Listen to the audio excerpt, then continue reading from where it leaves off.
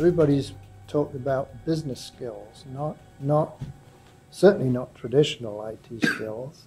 I'm curious whether that's because the nature of the sort of the IT infrastructure part of the business has not changed that much for you, or because it doesn't require different skills, or you're just not that far down the road. We'll come back to the point, where are they spending most of their time, and who are they spending it with?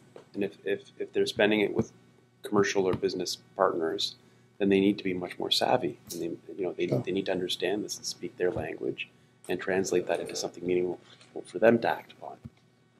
It's definitely a factor. We're looking for that every day, right. And we're not looking for the .nets anymore, or we're looking for language agnosticism and platform agnosticism. We don't really fine React today, something tomorrow, whatever. Can you program? Can you get, and can you do you speak without a propeller on your head? And will you work well with our commercial counterparts? That's what we're really looking for. Yes. But wouldn't it depend on how you have organized yourself? So we're in a very traditional financial environment, so I do need people that are running my core business. I mean, I'm all about innovation, and we have a team that has a DevOps team, and business folks are in there as well. But I have a core team that does traditional IT infrastructure, and I need propeller heads that know that stuff really well, because I can't afford a downtime. This is not about playing with the technology at that point. This is about running the operations that pays for my innovation. On the other hand, then I've got the DevOps team. The DevOps team is the one that's actually going to run my innovation. My agile team works with the business, be the risk takers. Whatever the case happened to be. And in that skill set is very different than what my typical core skill set is. But I do need both at this point in time, and my core is paying the bills. I think it's important to realize that the cloud isn't just a single box. It's very flexible. It can be multiple things. We like to carve it up into 3 distinct environments at a minimum: legacy, modern, and advanced. Legacy being like a VMware farm or a Hyper-V farm or something physical on-premise, where you right-click new server.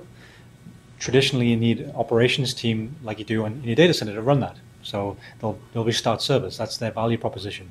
You get to modern, it's reprovision, not repair. We provision a thing, and we deliver application payload to that. Maybe that team doesn't need to be so much into restart server. They just rebuild if it doesn't get repaired within X number of minutes of being off. And then advanced being kind of that more Netflix model I mentioned earlier, which is CI/CD, pipeline-driven everything. Blue-green deployments, which means you deploy one version of the app and then you deploy a next version next to it, test it during business hours, and switch over. And you can always fail back. So it depends on which kind of horizon you're using in terms of your maturity in your organization to what kind of team you need around that to support it. So we kind of joke around that one side's a hammer, one side's a scalpel, right? They're not necessarily the same people.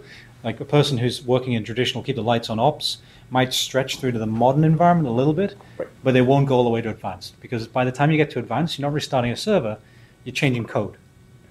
And often the times we like to push, if you write it, you own it. So once you get to advanced, you write it, you own it, means smaller teams of highly skilled people doing things end to end. And the cloud enablement there is literally guardrails that are up pretty high to make sure you don't hurt the organization, but within those guardrails, you get to do whatever you want. Mm-hmm. And that's where the innovation starts.